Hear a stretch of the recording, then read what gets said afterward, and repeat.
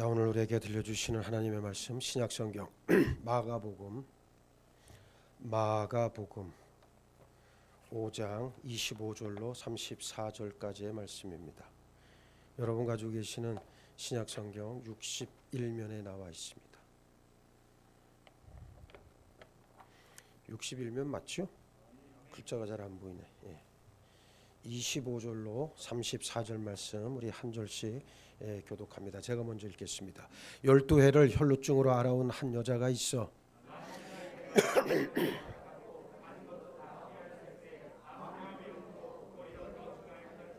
예수의 소문을 듣고 무리 가운데 끼어 뒤로 와서 그의 옷에 손을 대니 이에 그의 혈루 근원이 곧 마름에 병이 나은 줄을 몸에 깨달으니라.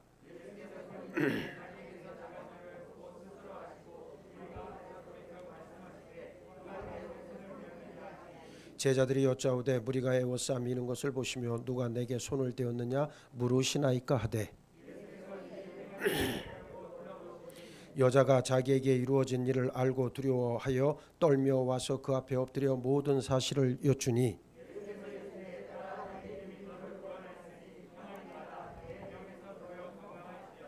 아멘. 할렐루야. 할렐루야. 오늘도 주의 전에 나와서 하나님의 말씀을 사모하고 또 주께서 베풀어 주시는 은혜를 간절히 구하며 나온 여러분들을 예수의 이름으로 환영하고 축복합니다.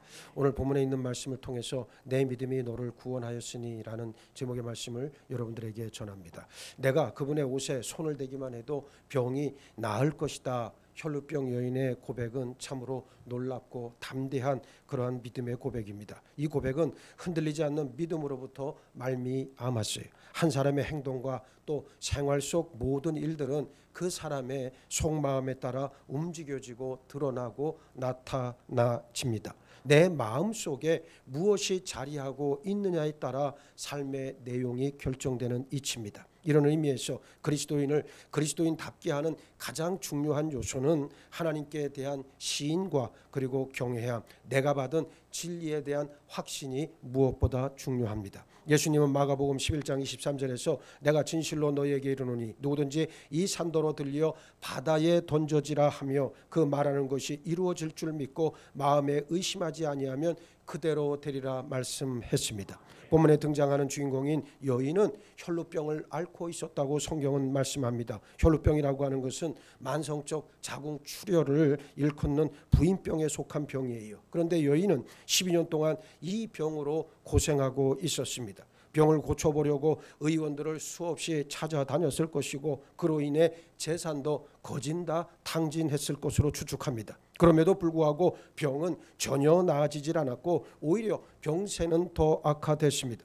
여인에게 남은 것은 죽음을 기다리는 길밖에 없었어요. 그런데 더 심각한 것은 이 병이 문둥병처럼 율법에서는 부정한 질병으로 규정하고 있다는 참으로 냉엄한 현실이 기다리고 있었습니다. 혈루병은 레위기 15장에서 말씀하는 유출병에 속하는 질병 가운데 하나예요. 레위기 15장 2절에서 이스라엘 자손에게 말하여 이르되 누구든지 그의 몸에 유출병이 있으면 그 유출병으로 말미암아 부정한 자라 그랬고요. 13절로 15절에서도 유출병이 있는 자는 그의 유출이 깨끗해지거든 그가 정결하게 되기 위하여 이레를 센 후에 옷을 빨고 흐르는 물에 그의 몸을 씻을 것이라. 그러면 그가 정하리니 여덟째 날에 산비둘기 2마리나 칡비둘기 새끼 2마리를 자기를 위하여 가져다가 회막문 여호와 앞으로 가서 제사장에게 줄 것이요 제사장은 그 한 마리는 속죄제로 다른 한 마리는 번제로 드려 그의 유출병으로 말미암아 여호와 앞에서 속죄할지니라 말씀하고 있습니다.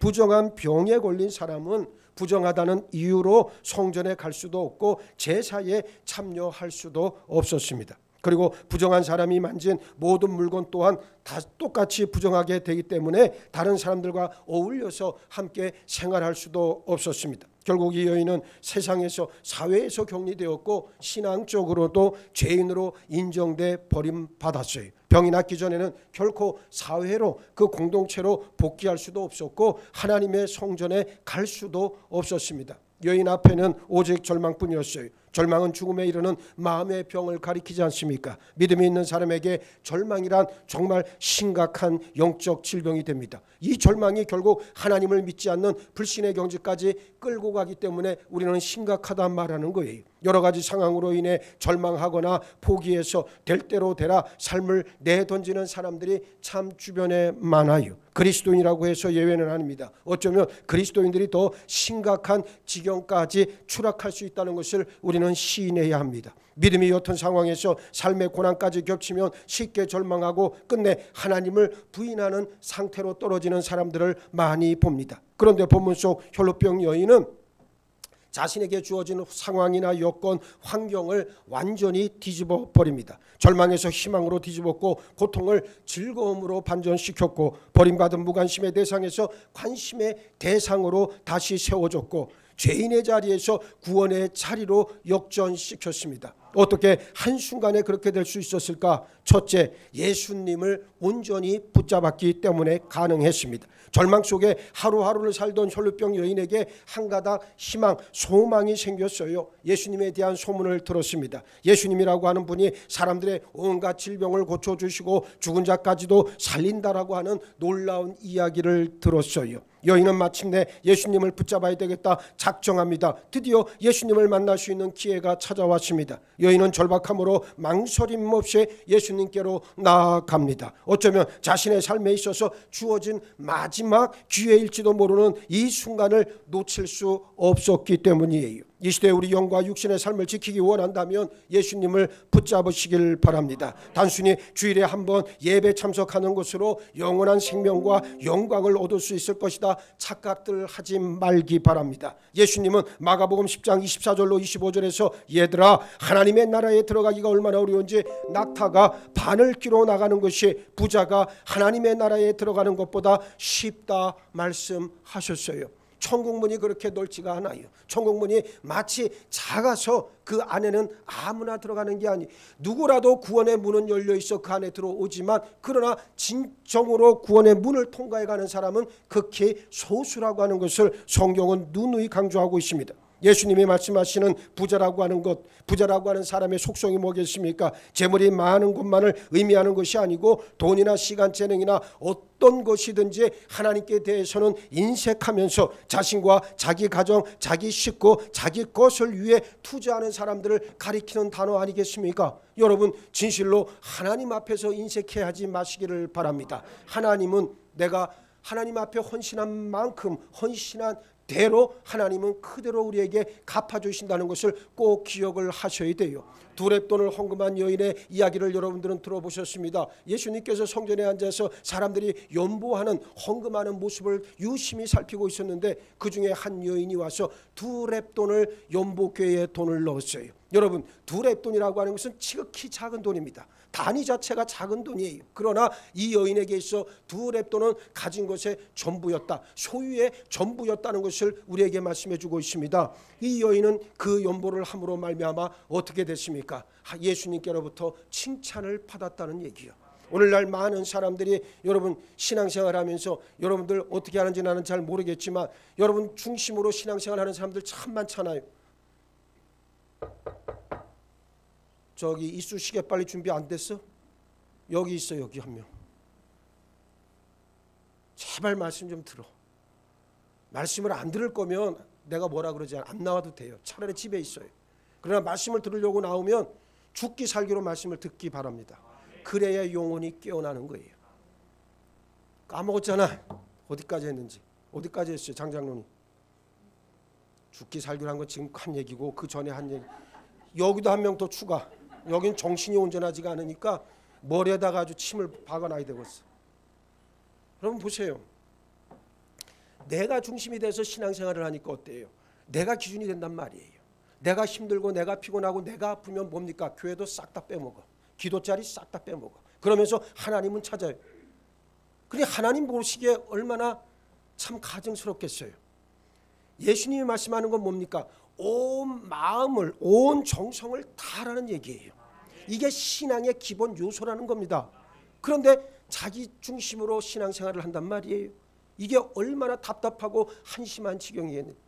제가 아는 선배가 목회하는 저 지방의 저 충주라고 충청북도 충주라는 동네에서 목회를 하는데 이 양반은 그 소문이 우리 잘 아는 후배들 사이에 어떻게 소문이 났냐면 아주 교인은 많지는 않아요. 한 100여 명 정도 되는 그 정도 규모 사이즈인데 얼마나 목회를 잘하면 이 교인들이 아주 신앙으로 철저하게 훈련되고 무장됐어요.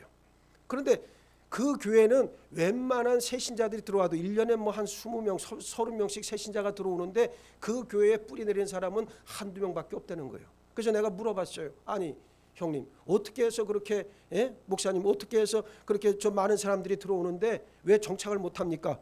혹시 무슨 문제 있는 거 아닙니까? 새신자들이 왜 못 버티고 나가냐면 그 교회에서 신앙생활하기가 너무나도 힘드니까. 뭐가 힘드냐? 성도 100여 명 거의 대부분이 아주 온전한 믿음 생활을 하기로 작정하고 덤비니까. 오늘날 그런 교회 찾아보기가 많지가 않아요. 그 교회 교인들은 목숨 건다는 거예요. 진리의 말씀에 목숨 걸고 새벽기도를 몇 명 나오냐면 교회 출석 인원이 100여 명인데요. 놀라지 마세요. 새벽기도를 70명씩 나와요. 여러분 이게 상상이나 될 일입니까? 나는 그런 교회에서 목회하고 싶어요. 솔직한 내 마음은. 나는 그런 교회에서 목회하고 싶고 여러분들을 그렇게 만들고 싶어요. 그런데 여러분 100여 명 출석하는 교회에서 70명 새벽기도 나왔으면 그 교회는 상황 끝난 거지. 얼치기들이 왔다가 대충 신앙생활하고 아직도 하나님과 자기를 겸해 섬기면서 대충 믿음의 신용만 내는 자들이 왔다가 다 어떻게 한다는 거예요? 못 견디고 그냥 나간다는 거예요. 내가 그 말을 듣고 내가 무릎을 쳤습니다. 정말 이 시대 하나님께서 기뻐하시는 교회가 있구나. 그래서 세상이 망하지 않고 있구나. 그래서 여전히 교회는 소망이 있구나. 나는 그때 알았다고요. 오늘 우리 교회가 그런 교회가 되기를 원하고 나는 여러분들이 그런 믿음의 지체들이 다 되시길 주의 이름으로 축복합니다. 결단하면 되는 거예요. 이제부터 결단하면 되는 거예요. 말로만 하지 말고 생각만 하지 말고 먼저 여러분의 몸을 하나님 앞에 내어 던지란 말이에요. 내가 먼저 새벽에 나 자신을 내어 던지고 내가 모든 예배의 자리에 은혜 받는 자리에 여러분 자신의 몸을 내어 던지면 되는 거예요. 앉아서 뭘 계산을 하고 있습니까? 내가 계산해서 아이고야 오늘 내가 피곤하니까 오늘 하루는 쉬고 내가 주일날은 또 하루 종일 교회 가니까 주일날 새벽 예배는 빼먹고 수요일날도 빼먹고 그리고 금요 성령 집회 내일 새벽 기도하니까 금요 성령 집회 빼먹어도 되겠지. 누구 마음대로. 하나님의 기준이 아니고 자기의 기준이잖아요. 오늘 우리가 하나님 앞에서 좀 더 내 자신을 온전히 드러내기를 원한다면 제발 하나님 중심으로 모든 사고의 그 근본을 바꾸는 여러분들 모두가 되기를 바랍니다. 하나님 중심이 되면 간단해요. 그러면 여러분 고민할 필요도 없어요. 하나님께서 원하시는 게 무엇인지 알잖아요. 하나님께서 무엇을 가장 원하시는지 우리가 잘 알고 있잖아요. 그런데 뭘 고민합니까? 자기를 주인으로 내세워서 내 생각과 내 경험과 내 주장을 앞세우다 보니까 자꾸만 어떻게 됩니까? 고민되고 갈등이 되는. 목사님 신앙생활하기 굉장히 어려운데 뭐가 어려워요? 하나도 안 어려워요. 왜? 뭐가 어렵다는 겁니까? 자기를 내세우니까 어려운 거지. 하나님을 전면에 내세워봐요. 어려울 게 있습니까? 없습니까? 없잖아요. 없다는 말이 자연스럽게 나와야 진짜요. 뭐가 어려워요? 하나도 안 어려운데 하나님 중심으로 생각하면 뭐가 어렵습니까? 정말 너무너무 쉬운데. 하나님 중심으로 생각하고 하나님 중심으로 움직이기 시작하면 세상 사는 게 그렇게 단순 명료할 수가 없어요. 그런데 나라고 하는 자아를 거기에 개입을 시켜놓으니까 어떻게 됩니까? 복잡해져. 왜? 나는 계산해야 되니까. 나는 돈도 벌어야 되겠고 내 건강도 생각해야 되겠고. 오늘 어느 유튜브를 아까 보다 보니까 낮에 제가 뭐 유튜브를 많이 보는 사람은 아니에요. 가끔 가다가 필요한 설교나 무슨 어떤 좋은 이야기들 나오고 그러면 저 뒤에서 지금 웃는 사람이 한 사람이 있는데 저 사람이 나보고 맨날 유튜브 보지 말라는 사람인데 나 안 봐요. 잘 안 보는데 오늘 어떤 유튜브를 보는데 내가 얼마 전에 그 임종에 대한 아마 유튜브를 내가 한번 본 적이 있나 봐요. 오늘 이제 거기에 이게 또 걸려가지고 하나가 나오는데 어느 외과 의사가 현직 의사가 임종을 통해서 사람의 삶을 어느 정도는 알 수 있다라고 하는 제목의 유튜브가 올라왔어요. 그래서 하도 궁금해서 내가 클릭을 해서 딱 봤더니만 여러분 외과 의사도요. 목사가 아닌 외과 의사도 죽는 모습을 보면 이 사람이 잘 살았는지 못 살았는지를 알 수가 있다는 거예요. 난 오늘 그 말을 보면서 그 사람의 그 이야기를 들으면서 참 하나님은 참 묘하시구나. 내가 이 말씀을 여러분들에게 왜 드리냐면 하나님 중심으로 생각하면 그 죽음의 문제도 겁날 게 하나도 없어요. 아니 살아서도 맨날 갈등하고 맨날 내 연약한 믿음, 내 믿음은 자라질 않고 온전히 회개도 못하고 하나님의 구원의 확신도 갖지 못하면서 그러면서 맨날 껍데기로만 말로만 하나님 타령이나 하고 앉았고 하나님 팔이나 하면서 여러분 자신의 삶은 형편없이 세상의 사람들과 똑같이 살아가는데, 그런데 막상 죽음의 문제 앞에 딱 직면해봐요. 몸소리 쳐지죠. 겁나죠. 무섭죠. 공포죠. 얼마나 무섭겠어요. 안 그렇겠어요, 권사님? 지금 죽음이 나를 싹 덮어온다 생각해봐. 이거 무서워. 나 빨리 도망가야지. 도망가긴 늘 도망가. 이미 잡혔는데. 도망갈 수도 없어요. 발버둥 친다고 될 일도 아니에요. 그럼 어떻게 우리가 그 죽음을 우리가 담대하게 맞이할 수 있겠습니까?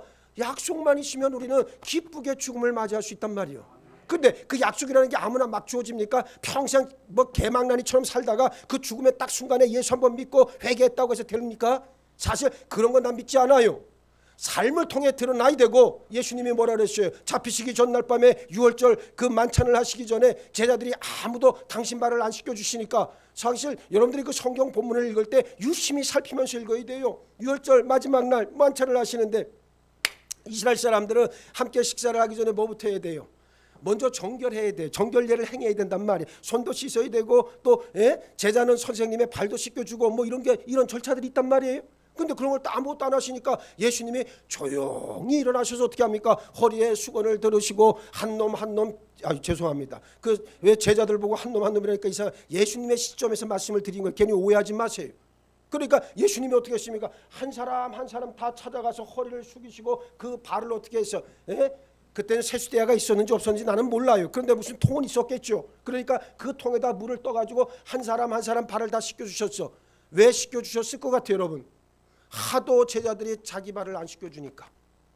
그러면서 제자들끼리 뭔 얘기를 했습니까? 이 가운데 누가 제일 높으냐?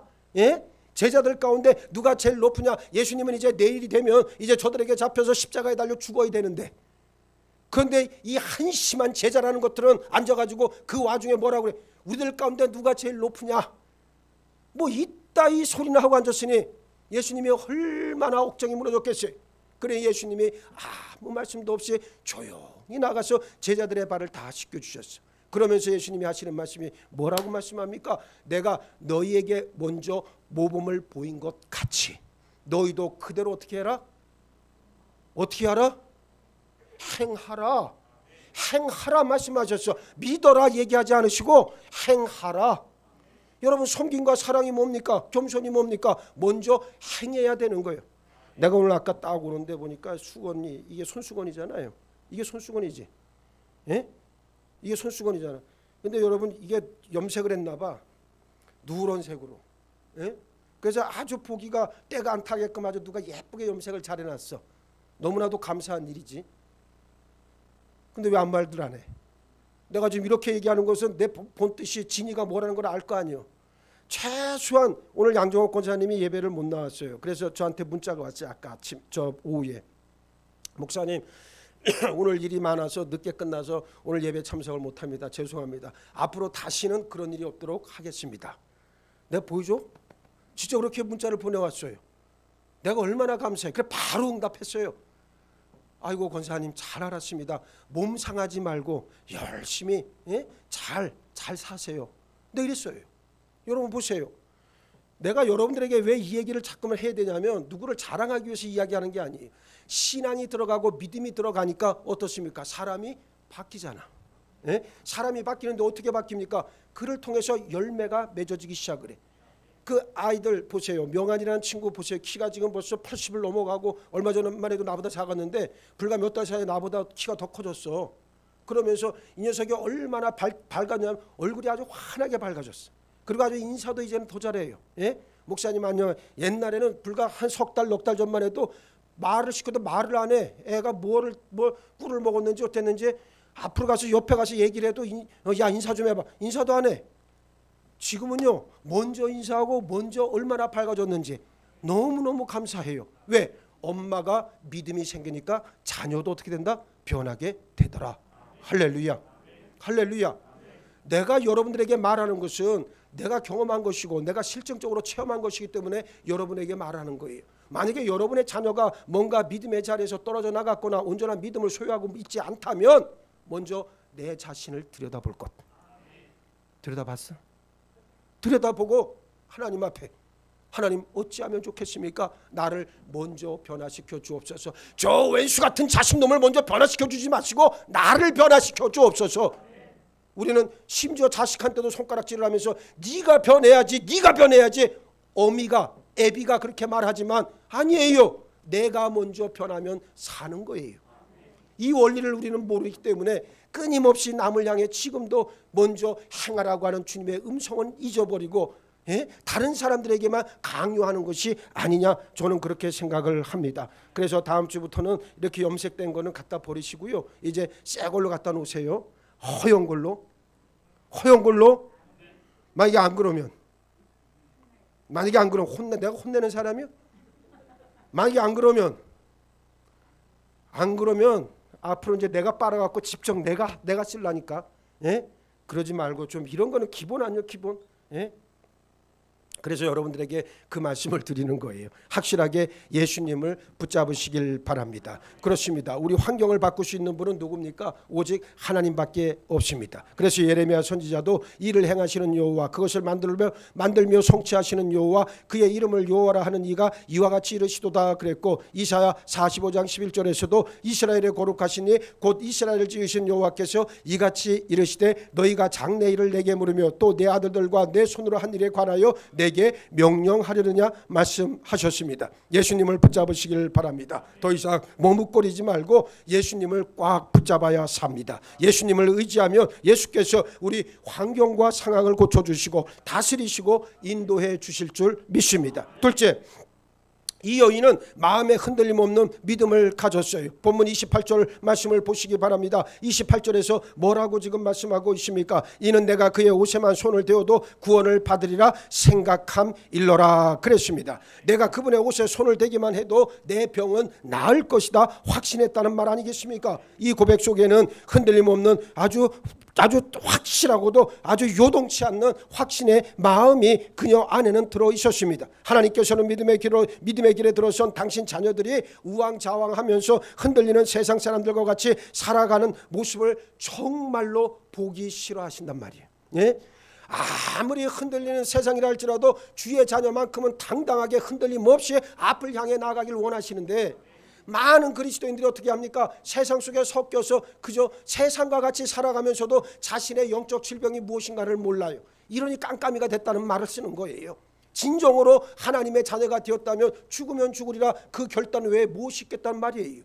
내가 당장 내 앞에 목에 칼이 들어온다 할지라도 내가 하나님만 바라보며 앞을 향해 나가면 될 것이지, 그렇지 않겠습니까? 뭐 한다고 주변의 여건과 상황을 기웃거리며 그것을 놓고 계산기로 두드리면서 재단을 하고 그럴 필요가 어디에 있겠느냐, 그 말씀입니다. 하나님께서 엘리야 선지자를 통해 우상과 하나님 사이에서 머뭇거리는 이스라엘 백성들에게 경고하셨잖아요. 엘리야가 모든 백성에게 기꺼이 가까이 나아가 이르되 너희가 어느 때까지 둘 사이에서 머뭇하려느냐, 여호와가 만일 하나님이면 그를 따르고 바알이 만일 하나님이면 그를 따를지니라 분명하게 선포했잖아요. 여러분 마찬가지요. 오늘 이 시대에 우리가 들어야 될 하나님의 음성 아닙니까? 아니 세상이 그렇게 좀 세상을 따르란 말이에요. 뭐 한다고 반반이가 되어서 이 모습도 아니고 저 모습도 아니면서 이 앞에 나와 있다고 그런다고 구원이 임하느냐? 아까도 모두에 말씀드렸잖아요. 구원에 이르는 문, 하늘나라에 이르는 문은 뭐 같다? 마치 바늘기가 같다. 바늘기를 마치 낙타가 통과해 가는 것 같이 좁고 협착하다는 것을 우리에게 말씀하고 있잖아요.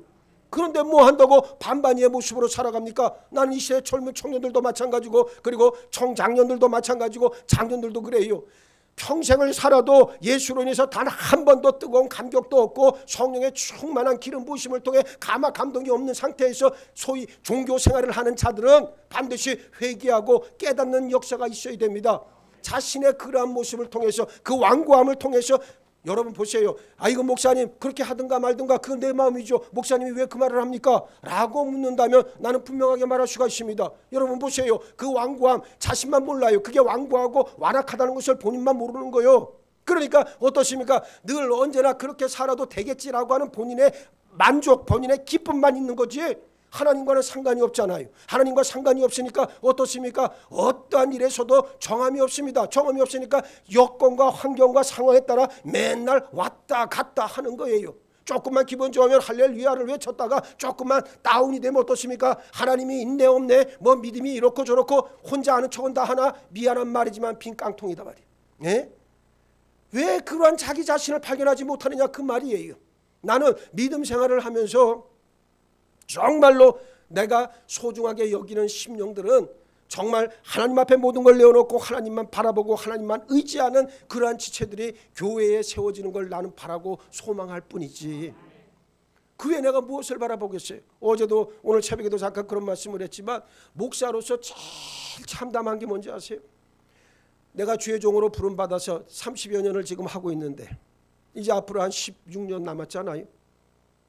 그러면서 이제 하나님 앞에 갈 날은 점점 가까워지는데, 복음이라고 전했는데, 말씀이라고 씨는 뿌렸는데, 이게 잘 자라서 아름다운 열매, 풍성한 열매를 맺으면 되는데, 나는 열심히 가꾼다고 가꿨는데 나중에 결실할 때 보니까 전부 다 빈 쭉정이고 껍데기고 교만한 영으로 꽉 차 있는 아무짝에도 쓸모없는 그런 영혼이 됐다면 여러분 그 기분을 아시겠어요?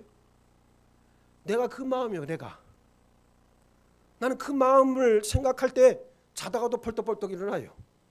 야, 내가 이거 지금 제대로 하고 있는가? 정말 하나님의 손에 내가 이끌리고 있는가? 그런데 교인들은 뭐라 그래요? 목사님, 아이고 변화되지 않으면 뭐 어떻습니까? 냅둬요, 나 이렇게 살다 말게. 그럼 뭐하러 교회를 다니냔 말이에요. 그런 사람들이 진실로 자기의 영혼의 구원을 위해서 관심도 없고 그냥 습관처럼 다닙니까? 아니, 우리 집안이 교회 다녔으니까 나도 교회 다니는 거예요? 내가 모태신앙이니까 그래서 교회 나오는 거예요? 그게 뭔 상관이 있어요? 나 구원과 하나님과 무슨 상관이 있단 말이에요? 예수의 보혈과 무슨 직접적인 연관이 있다는 말입니까? 내가 예수의 보혈의 핏뿌림을 받아야 나는 죄사함을 받는 것이고 성령의 기름 부으심이 나에게 임해야 나는 거듭나는 거 아닙니까? 하나님의 나라가 내 소유라고 하는 분명한 구원의 확증이 내 심령 가운데 각인이 돼야 내가 천국을 소유할 거 아닙니까? 그런데 그런 경험도 단 하나도 없이 그냥 이 자리에 나와가지고 그저 신용만 하고 흉내만 내는 정말로 한심하고 어처구니 없고 빈 껍데기인 쭉정이들만 난무한다면 과연 교회가 이 세상에 존재할 이유가 어디 있겠느냐? 나는 그 생각을 할 때마다 자다가도 펄떡펄떡 일어나요. 그러면서 여러분들과 만나서 여러분들하고 대화를 하면서도 전혀 바뀌지 않고 온전한 열매도 맺지 못하고 그러한 자들의 입에서 나오는 얘기만 들으면 나는 억장이 사실 무너진단 말이에요. 단 하나라도 좀 변화되려고 애쓰고 정말 말씀 안에서 온전히 순복하고 자기 자신을 헌신하고 충성할 수 있는 자들만 있다면 얼마나 감사하겠어요. 아까 모두에 말씀드렸던 저 충주에 있는 어느 선배가 목회하는 그 교회처럼 정말 교인들이 하나같이 말씀에 대한 사모함이 있고 기도하고 나는 그런 교회를 꿈꿔봐요. 나는 몇 명이 모이든 상관을 하지 않겠어요. 정말 그런 교회에서 정말 참된 지체들과 함께 그렇게 믿음 생활하면서 아름다운 열매를 풍성히 맺기를 원해요. 그게 우리의 행복 아니겠어요? 그게 진정으로 하나님께서 이 시대의 마지막 우리에게 원하시는 진짜 교회의 모습이 아니겠느냐. 그래서 나는 가감하게 얘기하려고 그래. 내년부터는 교회 주보에도 얘기할 거예요. 쓸 거예요. 껍데기는 가라. 알맹이요 다시 오라. 예? 내가 그러려고 그래 진짜로. 껍데기가 너무 많아요. 그런데도 본인이 껍데기인 걸 모르는 게 더 한심하다는 거예요. 내 말은. 자기 자신이 빈 껍데기인 걸 알면 하나님 앞에 나오면 돼요. 하나님 나를 채워주옵소서.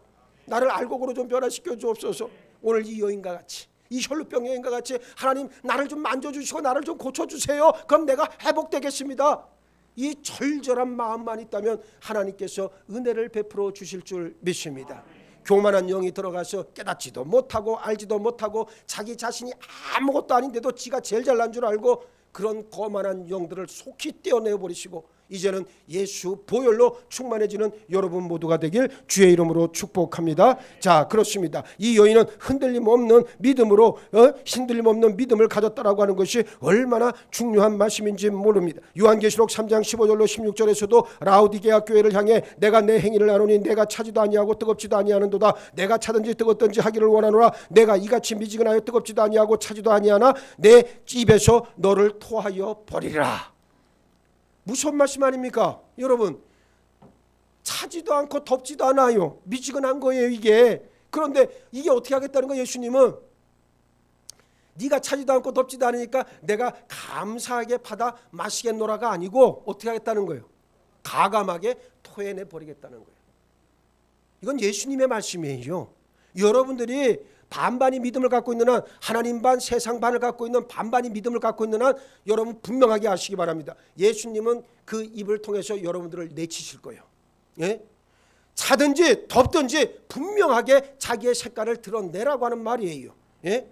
그래야 믿음에서는 중도라는 게 없어요. 가운데 길이라는 게 없다고. 예? 적당이라는 게 없어요. 예? 목사님, 아이고 내가 내 상황이 여의치가 않아. 뭐 어쩌라고. 아이고 목사님 내가 아파서 뭐 어쩌라고. 뭐 어쩌라는 거예요 도대체가. 아프든 상황이 어떻든 뭐 하든 나는 하나님의 자녀가 되었으니 하나님의 음성에 귀를 기울이고 하나님의 말씀에 따라 충성을 다하겠다. 이거면 족하다는 거예요. 예? 이거면 족하다는 거예요. 그래서 아까도 잠깐 말씀드렸던 그 선백교회 목사님 얘기를 가만히 들어보니까 그런 얘기를 해요. 처음에 새신자들이 나와가지고 정착을 해서 새벽기도를 나온대요. 교인들이 막 열심히 나오니까 막 처음엔 뭣도 모르고 막 나온대요. 아 목사님 나도 할 수 있습니다 하고 막 덤빈대. 그러다가 한 일주일 딱 지나가면 점점 빼먹는데, 예? 이틀, 처음에는 하루, 이틀, 사흘, 나흘, 그러다가 새벽기도 안 나오고 교회를 떠나간다는 거예요. 그래서 내가 맞다. 사람의 힘으로 감당하고자 하니 이게 되겠습니까? 안 되죠. 성령 받아야 하는 거예요. 나는 우리 교회 새벽기도 나오시는 분 빼먹지 않고, 빼먹는 사람은 나는 별로 중요하게 생각하지 않고, 안 빼먹고 꾸준히 나오시는 분들은 정말 하나님의 기뻐하심을 입은 하나님의 지체라고 나는 믿어요. 그래도 양심은 있는지라 감히 크게 아멘은 못하겠고, 그렇다고 또 목사님한테 뭐라 하죠? 아멘. 그렇게 하지 말고 당당하게 하나님 앞에 아멘하고 외치세요. 나는 여러분들을 존경하고 사랑합니다. 왜? 그러한 신앙적 열의가 여러분을 더욱더 단단하게 할 것이고 여러분의 삶을 통해서 풍성한 열매를 맺게 할 줄 알기 때문에 그렇습니다. 심령의 중심에 정함이 없고 마음이 흔들리는 사람은 하나님의 응답을 기대할 수 없습니다. 그래서 야고보서 1장 6절로 8절에도 오직 믿음으로 구하고 조금 더 의심하지 말라. 의심하는 자는 마치 바람에 밀려 요동하는 바다 물결 같으니 이런 자는 무엇이든지 주께 얻기를 생각하지 말라. 두 마음을 품어 모든 일에 정함이 없는 자로다 분명하게 말씀하고 있습니다. 하나님께서 우리에게 때를 따라 적절하게 이루실 줄을 믿는 믿음이라고 하는 것은 다른 것에 기인하지 않고요. 내가 하나님 앞에 간절함으로 애절함으로 내가 구할 때 하나님은 반드시 들어주시고 응답해 주신다는 확신이 있을 때 가능한 일이에요. 그러니 여러분들 인생의 문제를 하나님 앞에 가지고 나와서 간절히 구하시기를 바라겠습니다. 하나님 앞에 정말로 다 내어놓을 수 있는 여러분 모두가 되기를 바라요. 어떤 사람은 내어놓으라니까 안 내어놓잖아요. 예? 왜? 잡고 있어야 될 게 너무 많아요. 그 조그만한 자기 자존심부터 시작을 해가지고 알량한 지식 한 덩어리, 그거 꽉 붙잡고 그게 최고인 줄 알고 살아가나 믿음의 세계에 들어온 이상 그런 것들은 다 소용이 없다. 사도 바울이 뭐라 그랬습니까? 내가 알고 있었던 그 풍성한 지식, 철학, 내 신분, 이게 다 뭡니까? 예수를 알고 난부터 그것들은 다 뭐와 같다? 똥과 같단 말이에요. 배설물과 같다. 그렇게 가감하게 선언하고 있지 않아요. 오늘 여러분들에게도 그와 같은 은혜가 임하기를 주의 이름으로 축복합니다. 셋째, 상황에 매이지 않고 도전했습니다. 혈루병 여인은 사람들 사이에 섞여서 다가와서 가만히 예수님의 옷자락을 만졌어요. 왜 이렇게 은밀하게 행동했을까요? 말씀대로 내가 옷에만 손을 대어도 병이 나을 것이다라고 하는 확실한 그런 굳은 믿음이 있었지만 은밀하게 행동한 또 다른 이유가 있었습니다. 앞에서 말씀드린 대로 혈루병이라고 하는 것이 율법에서 부정한 병으로 낙인 찍은 죄에 속하잖아요. 이 병에 걸려서 부정한 사람은 다른 사람들에게 가까이 갈 수가 없었어요. 혈루병 여인의 삶의 자리는 사람들 사이에 섞여서 예수님께 당당하게 나올 수 있는 그런 당당함이 없었습니다. 잘못하면 사람들로부터 어떻게 합니까? 돌에 맞을 수도 있는 그러한 상황이었어요. 그러나 혈루병 여인은 환경에 매여 머뭇거리질 않았습니다. 다음 기회를 생각하면서 물러서지도 않았습니다. 여인에게는 다음 기회를 기다릴 만큼 여유가 있었다 없었다? 없었죠. 지금이 아니면 끝난다는 거예요. 그러니까 지금이라고 하는 이 시점을 그는 붙잡은 거예요. 오늘 여러분들에게도 그와 같은 애절함과 절박함이 있기를 바랍니다. 이 새벽이 마지막 새벽이야. 이 예배가 마지막 예배야. 그렇듯 나와야지. 아이고 오늘이 가면 새털 같은 다음 날이 있겠지. 있긴 뭐가 있어. 오늘 밤에 하나님이 데려가시면 그만인걸. 사람은 그렇게 사는 거예요. 늘 언제나 하나님 앞에서 마지막인 것처럼 그렇게 살아가야 되는 거예요. 내일을 자꾸 얘기하는 사람, 그 사람 온전한 사람 아니에요. 또 과거를 자꾸만 얘기하는 사람, 그것도 온전한 사람 아니에요. 지금 오늘이라고 하는 이 시간을 가장 충실하게 살아내는 게 그리스도인의 온전한 본분인 것을 기억하시길 바라겠습니다. 절박했고 다급했지요. 지금 이 기회를 놓치면 두 번 다시는 기회가 없을지도 모를 일이었고 여인은 죽음을 각오하고 도전했습니다. 아직 기회가 많이 있다고 생각하는 사람들이 참 많아요. 그래서 미적거리고 오늘이 아니면 내일, 내일이 아니면 또 모레 여유만만입니다. 좀 더 즐기고 형편이 나아지면 기반을 잡아놓고 자식 키워놓고 등등 뭐 별별 핑계를 다 대지만 미루지 말기 바랍니다. 기회는 나를 위해 기다려주지 않아요. 기회라고 하는 놈은 원래 뒷머리가 없답니다. 그래서 기회는 한 번 지나가면 잡을 수 있다 못 잡는다. 뒤에가 밋밋하대. 여기 우리 지금 여기 나오신 분들은 밑머리가 별로 없으니까 뭐라고 내가 얘기 못하지만 뒤에 머리가 아예 없다는 거예요. 여기가. 그래서 기회라고 하는 것은 한번 쑥 지나가면 머리가 있으면 뒤에서 콱 잡으면 되잖아요. 근데 기회는 뒷머리가 없어. 그래서 잡을 수가 없다는 거예요. 공임이 선생 뭐가 그렇게 즐거워서 웃어? 어? 뭔 추억이 있어? 기회를 못 잡은 추억이 있는 거예요? 그래서 여러분 한 번 지나간 기회는 어떻다? 두 번 다시 오지 않는다는 거예요. 지금이 마지막 기회예요. 우리가 하나님을 만날 수 있는 것도 지금 바로 이 순간이지. 아이고 목사님 죽어서 믿으면 되죠. 죽어서 믿긴 뭘 믿어 끝난 건데. 예? 참으로 답답한 사람이 뭡니까? 지금 형편없이 살고. 내가 말이에요. 가만히 보니까 그래요. 뭐 저도 오래 산 건 아니지만 교인들 가운데 나이 드신 분들이 많다 보니까 봐도 알잖아요. 제가 얼마나 삶을 잘 살았는가. 여러분이 얘기 안 해줘도 알아요. 예? 저는 알 수 있어요. 그래서 한번 쭉 이렇게 들어보고 얼굴 보고 말씀 몇 번 나눠보면 야, 이 사람이 정말 잘 산 사람인가 못 산 사람인가 내가 더 잘 알아요. 그 내가 여러분들에게 일부러 얘기는 안 하잖아요. 예? 당신 왜 그렇게 살았어? 정신 차려. 내가 이런 얘기 안 해봤잖아 아직까지. 이제 할 거야 앞으로는. 그러니까 조심하시기 바랍니다. 내 앞에서는. 근데 여러분 보세요. 안타까운 게 뭔지 아세요? 그런 사람이 어느 날 갑자기 타락해서 그렇게 됐을 것 같아요? 아니야. 어려서부터 태어나서부터 자라면서부터 그때까지 여적지 그러고 사는 거예요. 그러니 교회를 다녔어도 변화를 못 받은 것이고 성령을 체험하지 못한 것이고 회개하지 못한 결과란 말이에요. 그게. 그걸 내가 아니까 여러분들에게 맨날 목에 핏대를 세워가며 회개하라 회개하라 십자가를 통과하라 성령으로 거듭나라 성령 받아라 내가 그 얘기를 하는 거예요. 그거 안 하면 말짱 꽝이니까 아무 의미가 없으니까. 여기 장로님 아주 훌륭한 장로님이신데 장로님 한번 생각해봐요. 내 말이 틀려요? 아니면 잘못됐어요? 예? 뭐가 맞아? 한 대 맞고 싶다고?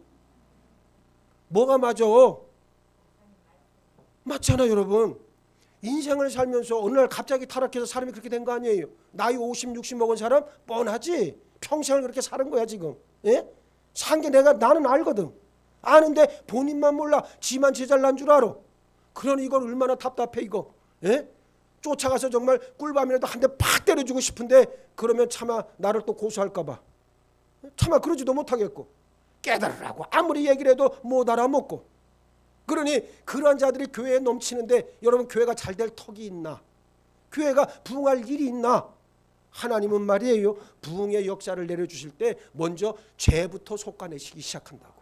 죄의 문제를 대면하게 하시고 죄의 그 썩어 빠진 그 부분들을 하나님은 가감하게 도려내신다고. 그게 뭐냐면 회개의 대대적인 역사를 부어주시는 거예요. 네? 그러니 하나님 앞에 나와서 기도하면서도 단 한 방울의 눈물도 못 흘려본 사람이 있다면 정말 땅을 치고 후회해야 돼. 하나님 나를 살려달라고 간절히 붙잡아야 된다고. 예? 예전에 어렸을 때 제가 통지표를 위조했던 적이 있었잖아요.